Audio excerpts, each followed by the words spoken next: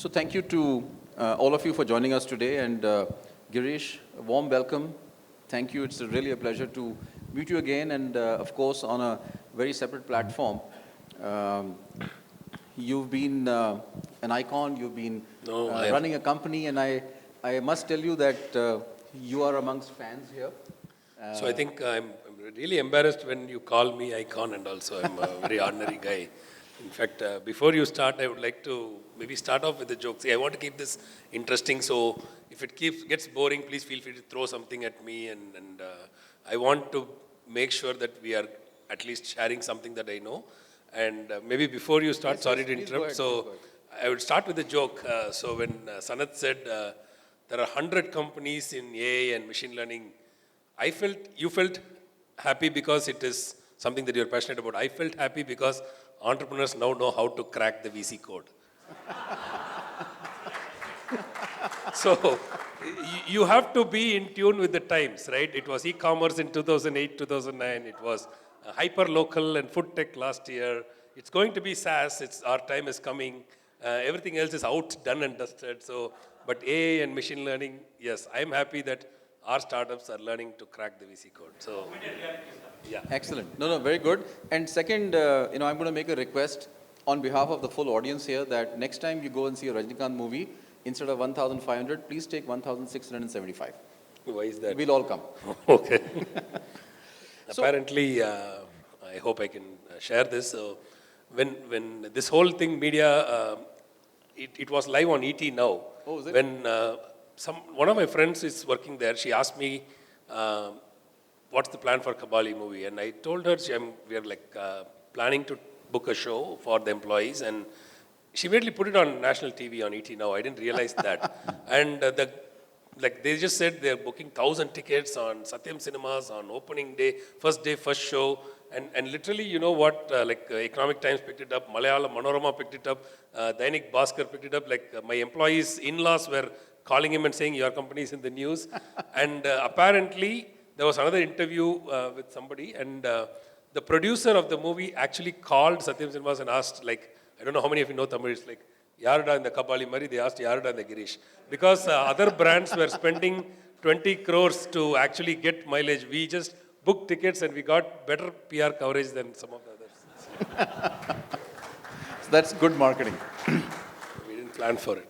So, Girish, you've been in the software industry for quite some time.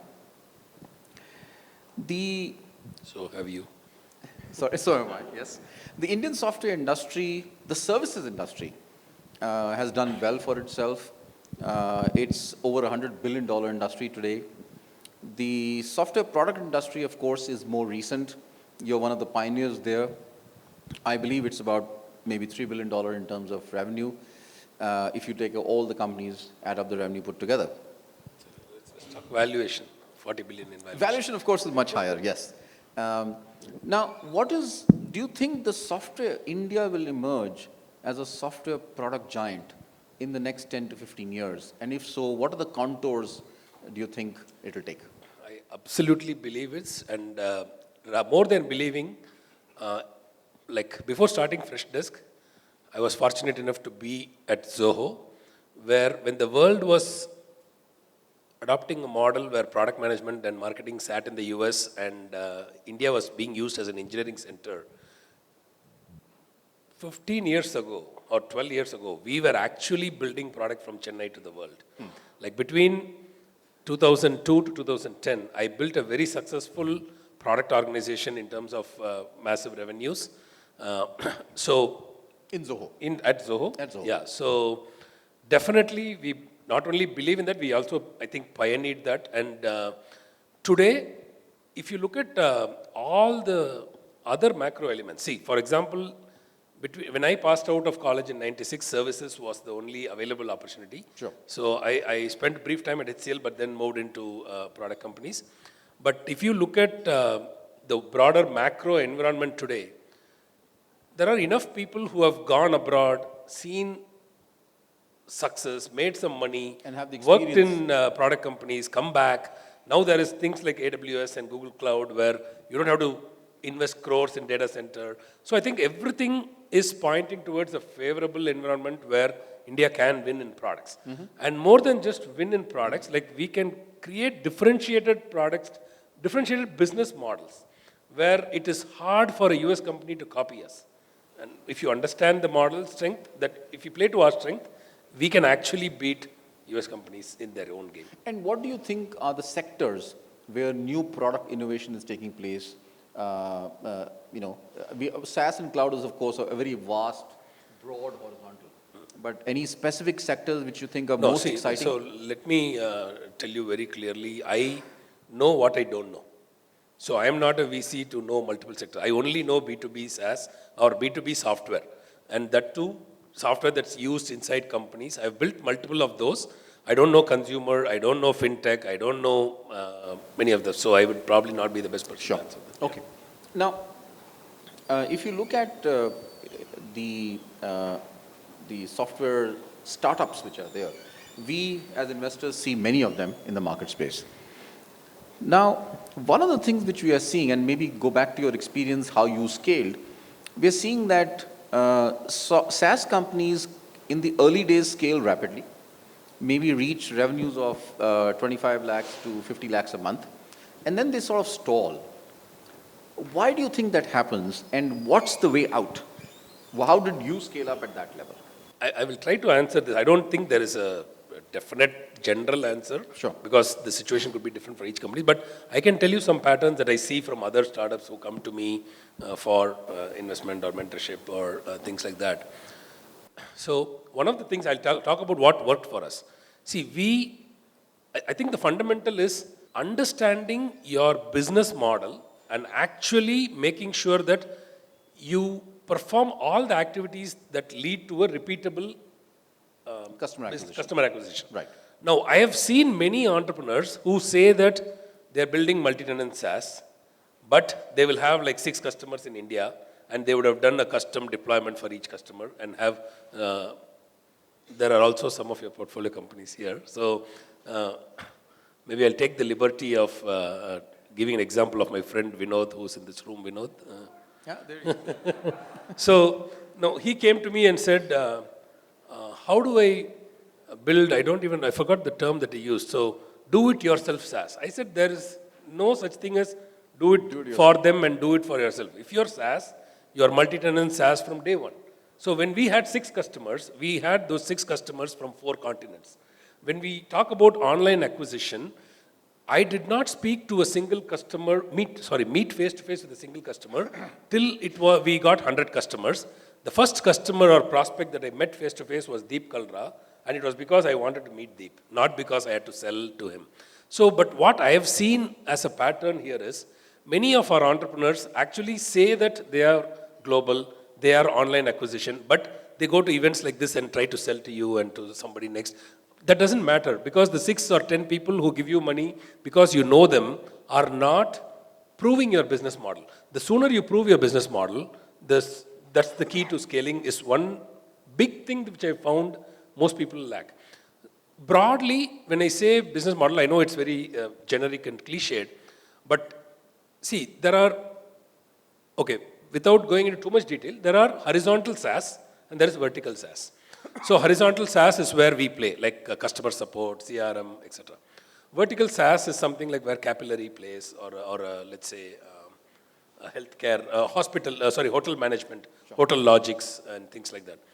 So when you are vertical, if the category requires outbound sales, and if your business model you are thinking and say, thinking about online acquisition, you don't have a match.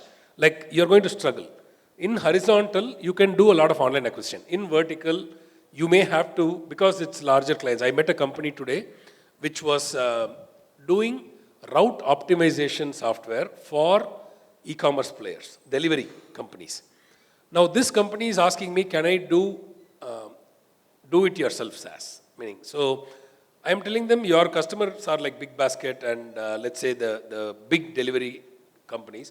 They are doing thousands of or tens of thousands of transactions per day. They are not going to go online and search for route optimization. So you need to understand what is the repeatable way of getting people to try your product and sell it. If that means online acquisition, you do all the activities from marketing to sales to pre-sales to match those repeatable activities. Or if you have an outbound model, then you hire the enterprise sales guy. You make sure you invest in the marketing collateral to build case studies with enough data to convince the big customer that you are worth taking a bet on, and so on. So I think broadly, without going into the specifics of the company, these are some general things. So basically, invest in a repeatable Yes. business model, customer acquisition, prove that metrics. And until you get that, don't scale. Yeah. Don't take more money from the VC. Don't hire more people.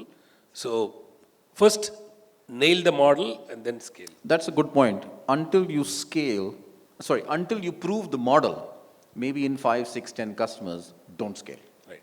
Yeah, I think that's very important, because if you scale without that proof point being there, you're basically Setting yourself wasting up capital. for failure. It's a capital. Yeah. Capital will get wasted and you won't get funded again. Right. Excellent. Now going back to the other extreme, this is software companies in the product space, SaaS cloud license, not scaling perhaps at the younger level, at the early stage level. We are also seeing that at the late stage level, there are a number of companies who are at the 100 to 125, $130 million level. And then there are some, so there's, Valuation or revenue? I'm sorry? Revenue or valuation? Revenue. Okay. Valuation is a different ballgame, of course. And so we are finding that at the scale of anywhere between 50 to 75 to $100 million level, we're also seeing some growth slowing down. What's your view on that, and why do you think that's happening? Okay, so. And I'm talking about companies like Tally, NewGen, Manthan. I don't know about Zoho, but at that scale, they've been around So for a one long thing time. I'll tell you is, and again, this is from Jason Lemkins of SaaStr. So once you cross 10 million as a SaaS company, you're unstoppable. You're unstoppable. Yes. So I don't think because of inherent net expansion, business growing organically. So when you say slowing down, is it decrease or is it growing at 10% or whatever? So Tally may not be the right example because it's India focused. We're talking about global companies. The second thing is, again, I can say broadly, like the proven model in SaaS is what everybody calls the Salesforce model. Right. Which is what like a HubSpot or a Marketo or a Zendesk or everybody else does is, it's sales-driven model. There is a beautiful article written by, I think, Battery Ventures, Neeraj, who calls it the SaaS adventure. It's on TechCrunch. Very simply put, it says triple, triple, double, double, double. So what that means is, in the first phase, you get to $2 million of ARR. No matter how much time that it takes, you have to reach there. Once you reach 2 million, then you go to 6 million, triple. And then from 6, you triple to 18. And then you double to 36, 72, and 144. When you're at 144 ARR, the previous year being 72, you'd probably be at the 100 million gap revenues. You could do $1 billion IPO. And at that point, beyond that point, I think VCs and entrepreneurs. No, we are not. We are not in the business there now. Yeah. So, but I think the most important point to understand there in that model is it's heavily sales driven. So they say that, okay, till you get to 20, 25 million, focus only on US sales. Then you expand to Europe, but you expand to UK first, put 1 or 2 reps there, start winning, then go to rest of Europe, and then go to APAC. So that model has been replicated. It works. It works. And the key is you have to start going up market. Keep going enterprise, etc. Now, what we have at Freshdesk is a very contrarian model, which is we focus on the SMB. We don't go up market. But because of our cost economics of our salespeople, we are able to profitably sell to the SMB. So the long tail of the global SMB opens up to us. So Salesforce today will not be excited about a customer who pays $400 a month. Okay. Because they are at some $6-8 billion. But your strategy has made you winner and market leader in that space. In that space, yes. And also the usual complaint against SMB revenue is that it's harder to scale. So our multi-product strategy is a hedge against that. Okay. So what we do is we pick broad categories, which are mature markets, commodity markets, because people are people have to be searching. Otherwise, I don't have a business sitting in Chennai. So people have to be searching for help desk software or customer support, CRM or Especially whatever. the SMB space. Yeah, and we innovate on the product. So it's like you going to buy like a DVD player, but you find something as good as a Bose at the same cost. So the product is the wow. When people are expecting like a ordinary email ticketing software, there are 600 of them. But when they land on Freshdesk, they see, oh, this can do email ticketing, can do social support, can do in-app support. It's a multi-channel help desk. So they are not expecting that. So that is our key, and multi-product is our hedge against the slower revenue. Slower down. So effectively, so far you mentioned to scale, have a strategy, choose your position where you can potentially take a leadership, like you've done in SMB. From a technology point of view, invest in technology, be truly multi-tenanted if it requires to be that. And last but not the least is, you mentioned if it's only India, it won't scale. Now, Meaning, I'm only talking from my experience. no, I understand. I'm not making any judgment. But effectively, we also found that, but if once a company has to go outside the country, I agree with you, choose your business model, prove it 6 times and then scale, great. These are 3 big learnings. Now, during this process, capital raising becomes important. To my mind, we've not seen many investors in the software space so far. Why do you think that's happening? And You're saying there are not many there investors are not in many the software product investors so far in the country. It could be a handful, maybe 10 at best. Yeah, I think the amount of money is what matters, right? Meaning, I'm okay with 10 investors. You're okay with 10 investors, okay. No, I think today, see, good investors are what matters. I think, I don't know, understand your question where you're coming So from. I'm saying in terms of availability of capital I for think a lot of younger capital companies, is is there enough available. capital available I think so. Would from the anybody in angel this, ecosystem and from the I think investors? there was too much money available last year. There is still too much money available at the angel stage even now. So that's not a constraint. I don't think that's a constraint. Okay. And see, in fact, I keep telling people, if you build something remarkable, like I don't know how many of you have seen the movie Taken, where he will say, I will find you and I'll kill you. Like I used to say, if you build something remarkable, like they will find you and they will fund you. Excellent. So coming to Freshdesk. Freshdesk has had a marvelous story of scaling, finding a niche, becoming a leader in that space.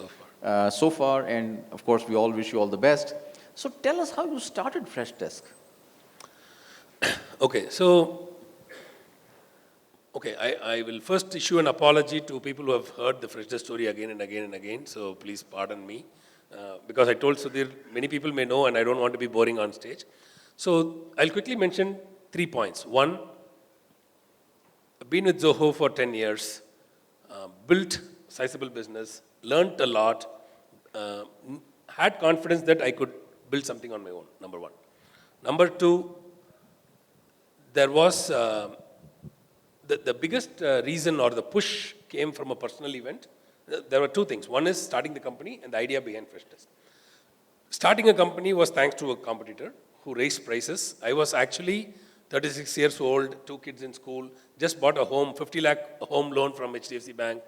Not ideal to start a company. Not ideal at all. Yeah, so to make things worse, I also convinced my co-founder to buy an apartment in the same complex. So both of us had 50 lakh loans. So I was just casually reading this article about our competitor who raised their prices. Found that for a customer support software company, they didn't have a lot of happy customers. And I was thinking in my mind that it could be like somebody like me who had built 4 help desks can actually throw my hat into the ring. Because I was in the managed engine division of Zoho, which is the on-premise division. So I was seeing the SaaS adoption grow. And I thought there are no leaders, established leaders in SaaS help desk. And help desk is so boring. Like, I didn't think VCs would fund it. So I thought we will, that article on competitor increasing the price was like the trigger. That was your... Yeah, because there was a comment which said somebody can come in and build the right product and the right feature set and actually take all of Interesting. The customers away, right? So that was one. The idea behind Freshdesk was, came from a personal event. 2009, I was working in Austin, Texas.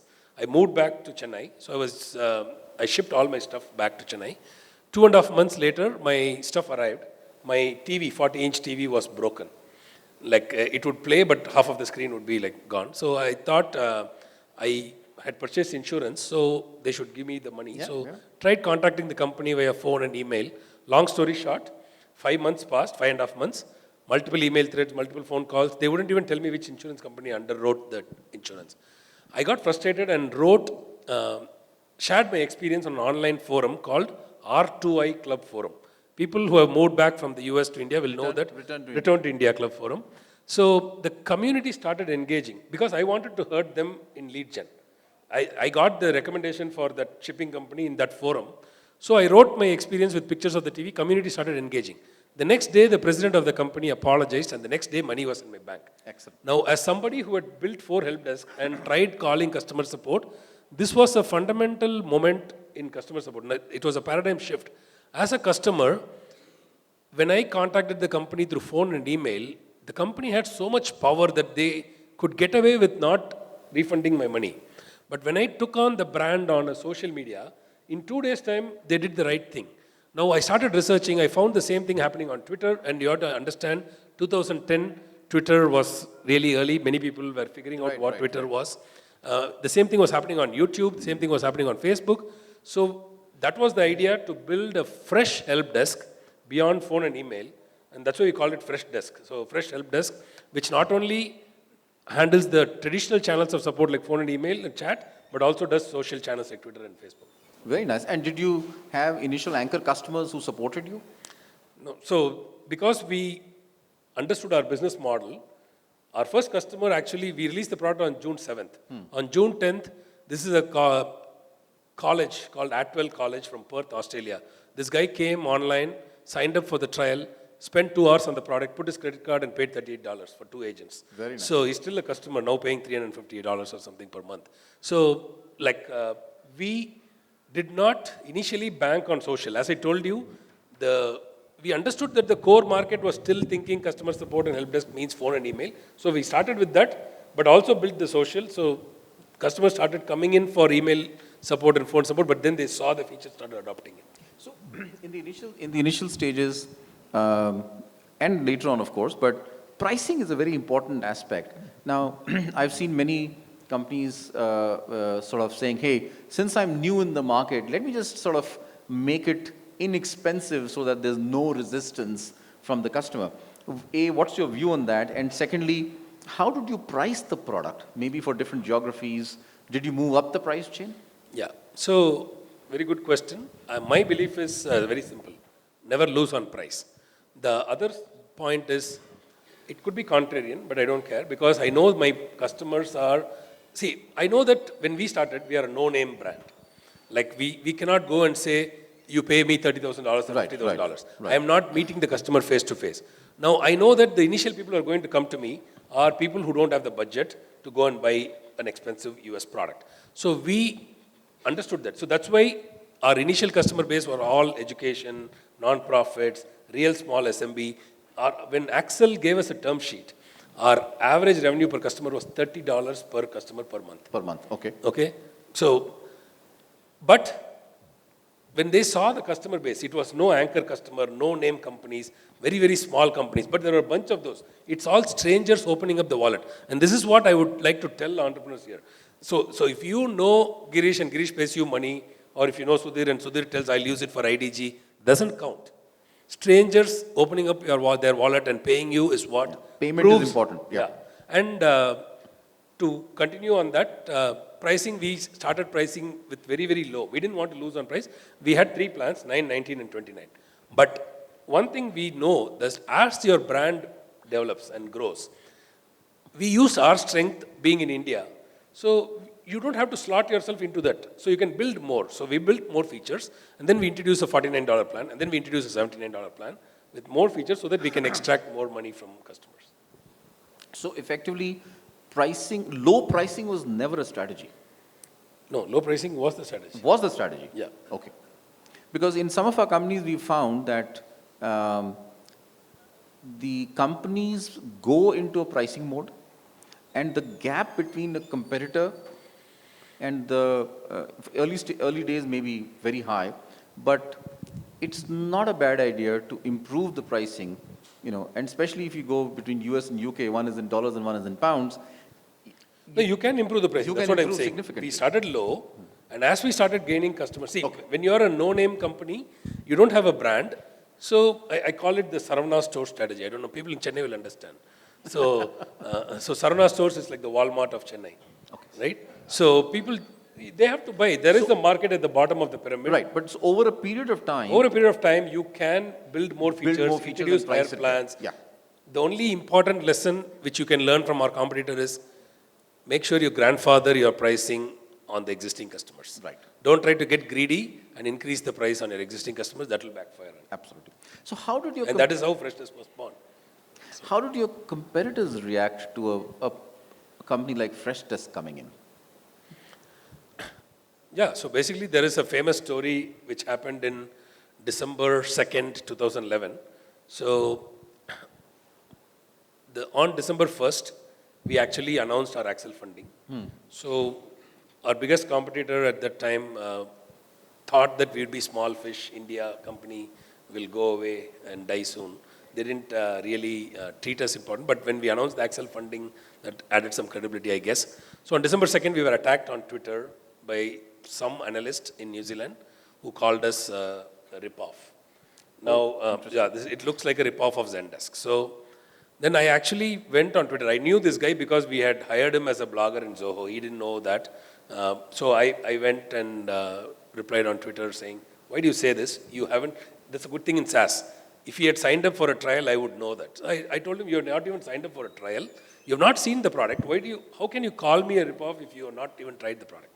Then he said, oh, well, your name also has desk in it. So you're called Freshdesk, they are called Zendesk, so you're a rip-off. So it was the path. And then he copied the CEO of Zendesk. And then, so I think the story is well documented on a site called ripoffornot.org. I would say that was a very transformational PR moment for us as a company where we took a Twitter fight and turned it into a big PR opportunity win. In fact, it was such a big win that in the next week we had like 5 VCs calling us saying, who's this company from Chennai, and we all want to invest. And some of them who had not expressed that they're not interested suddenly wanted to kind of meet us and build a relationship. So, Excellent. Excellent. so I think the lesson here is keep doing different stuff, meaning in marketing and PR, you don't know what will click. So you have to keep trying 50, 100 things. I can tell you that we have always trying something or the other. It's one or two remarkable things that everybody notices, and sometimes you get like that gets picked up, like the Kabali thing that I said just happened, right? But as an entrepreneur, you have to be doing things. Like we have participated in an AppSumo contest. We wrote a blog post to try and hacker news, meaning hack as in see if we can hack virality, Right, etc. So you have to keep trying multiple things and hustling. Some things will work, and suddenly you'll have that one moment of glory. So when everybody will think, oh, because of that he's successful. Yeah, that's So- right. So Looking back, couple of things which you did, which you would advise entrepreneurs not to do. maybe I'll just think which I did. Okay. So maybe hire slowly is one thing which I would say. Hire slowly. Yeah. So even if you have visibility, even if we have money, hire slowly to protect culture. I'm really proud of the culture that we've built. We have never chased growth blindly. I like to drive fast, but I like to drive safe. So, we have all seen the pain in the ecosystem where people did not build sustainable Sure. businesses and Yeah. models. So, but I think even with that, I would say I would rather go and hire slowly because and the right end of the day, we all think that if you're VC funded, you have to really go fast. But VCs also are okay if the growth is healthy and you are in charge of the business, and in the end, if the outcome is controllable, right? You don't have, nobody wants you to crash into a wall. Would you agree? No, I absolutely. I think hiring, at a designated pace, but also hiring the right people. Yeah, and also I'll tell you one more thing, which is a life lesson, but it also has a lot of meaning in the VC context. So I come from a small town called Trichy, where I used to go to a temple, Ayyappan temple. So there was a 1 rupee poster that I bought when I was in college. It said, first deserve, then desire. Okay? And I think that is a lesson that I've taken to myself, because even from a life, I call it a life lesson, because sometimes people buy big cars but they can't put fuel. They buy cell phones that they can't recharge. They buy an AC, they can't pay the electricity bill. So first deserve, then desire is a very, very important lesson that I learned. And I think from a valuation standpoint, it's a great lesson. Yep. Because I see a lot of companies which raise too much money when VCs are chasing them because with very small revenue. But the problem hits when, let's say you have $2,000 revenue, but you've got a 20 million valuation. Suddenly, and I'm not joking, somebody's laughing. These are all real stories, by the way. So what happens is, after you hit $1 million, your next round has to happen at 50 million, right? So you have to really plan for like 4-5 million runway before you get that. So first deserve, then desire is a good life lesson and a good VC funding valuation. Well said, well said. Freshdesk of the future. What's your vision? Where are you heading? So, see, we want to be the business software company, refreshing business software. That's our mission. Refreshing the way people work inside companies when they engage with customers or their employees. So we will continue on that mission. Excellent. Well, very, very interesting insights on growing software companies. Thank you, Girish. Let's give a big hand to Girish. Thank you all. Thanks for that. Really pleasure to have you here, and thank you so much again.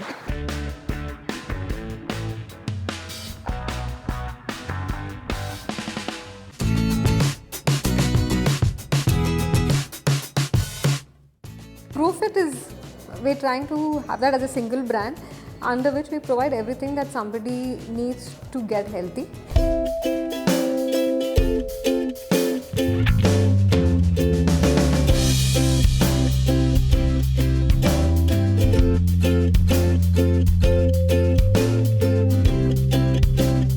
All through my education, I went through with an all-girls institution.